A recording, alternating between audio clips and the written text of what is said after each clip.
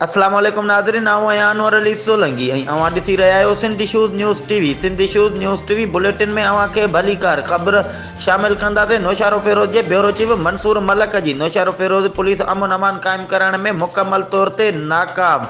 SSP Abdul Qayyum पिताफ़ी जे अचण सां ॾींहं ॾिठे जो माण्हू क़तल थियण लॻा।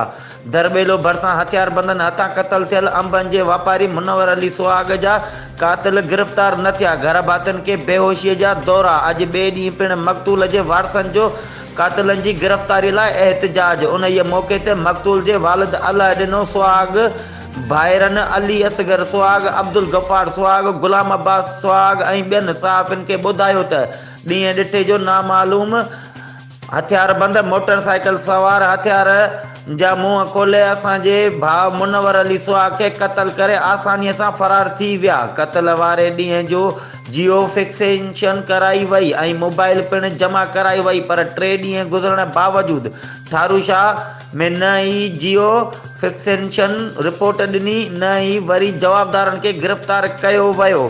हिननि मुतालबो कंदे एसएसपी अब्दुल कयूम पिताफ़ीअ खां चयो आहे त ठारूशाह पुलिस जी नाअहलीअ जो नोटिस वठंदे फौरी तौर कातिल वाइखा करे गिरफ़्तार कया वञनि, न त ॿी सूरत में एसएसपी ऑफिस अॻियां मुज़ाहिरो कयो वेंदो। ही हुयूं हिन वक़्त ताईं जो अपडेट्स। वधीक ख़बरुनि ऐं अपडेट्स लाइ ॾिसंदा रहो सिंधी शूज़ न्यूज़ टीवी।